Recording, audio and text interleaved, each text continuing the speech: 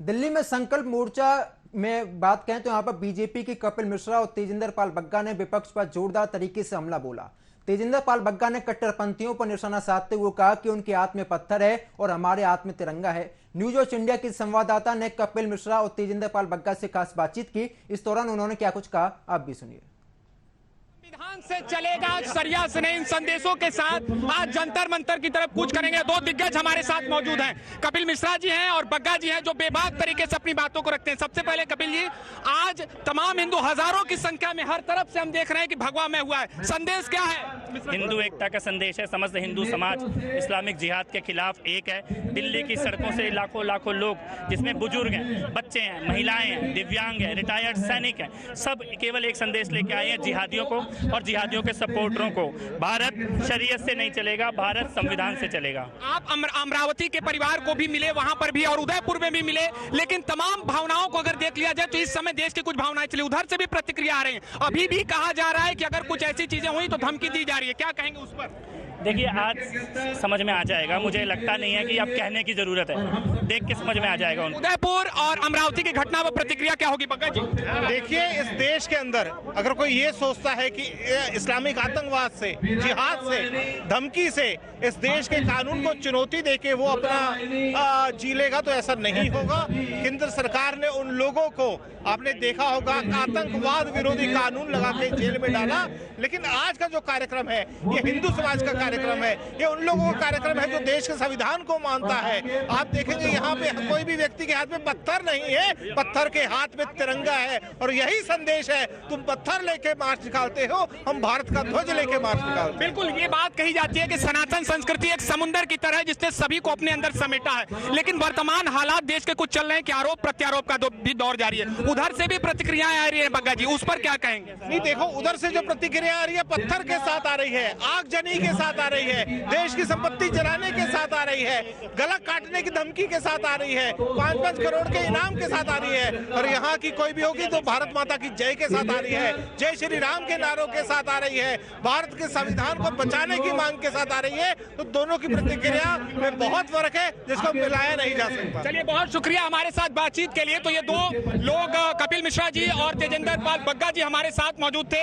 और आप हमारे पीछे की भी हम तस्वीरें दिखाएंगे कि भारत संविधान से चलेगा, शरिया या जिहाद से नहीं। समस्त हिंदू समाज की तरफ से एक संकल्प मार्च है और उन तमाम बिंदुओं पर और भी तस्वीरें हम आप तक पहुंचाएंगे। न्यूज वॉच इंडिया के लिए निशांत चतुर्वेदी। दिल्ली के जंतर मंतर पर चल रहे प्रदर्शन को देखते हुए न्यूज वॉच इंडिया की संवाददाता निशांत चतुर्वेदी ने हिंदू संगठन के कार्यकर्ताओं से खास बातचीत की है। इस दौरान उन्होंने क्या कुछ कहा, आप भी सुनिए।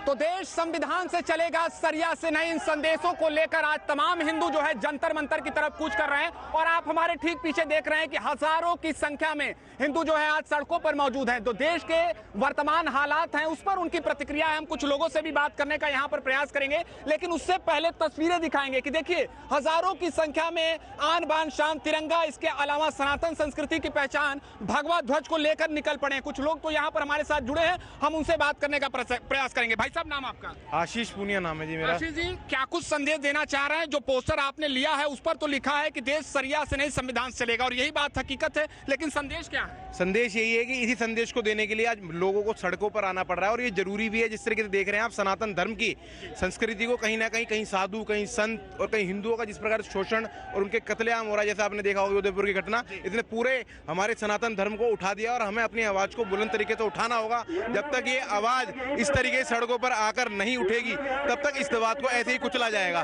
और अब हिंदू जाग चुका है, हिंदू किसी भी प्रकार से रुकेगा नहीं, ना शोषित होगा ना पीड़ित होगा। अगर ईंट का जवाब जब तक पत्थर तक नहीं दिया जाएगा, उसका जवाब देने का समय अब है, और वो समय देने के लिए पूरा हिंदू अमरावती की घटना के बाद हिंदू काफी आहत हुआ है, यही वजह है कि अब ये आक्रोश सड़कों पर देखने को मिल रहा है। यही मैं आपसे बताना चाह रहा हूँ कि हिंदू हमेशा से ही शांति का संदेश देता आया है। सनातन धर्म में सर्वधर्मोपरि हम कहते हैं, हमारे प्रकोष्ठ में कहा जाता है कि सर्वधर्म की शांति और कल्याण, सर्वविश्व का कल्याण।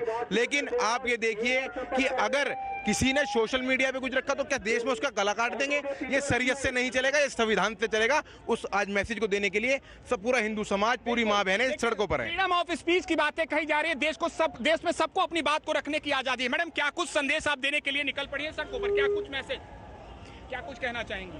इस यात्रा के माध्यम से क्या कुछ कहना चाहेंगी आप? हम तो यही यात्रा के कहना चाहेंगे कि भी इंसाफ मिलना चाहिए हर किसी को।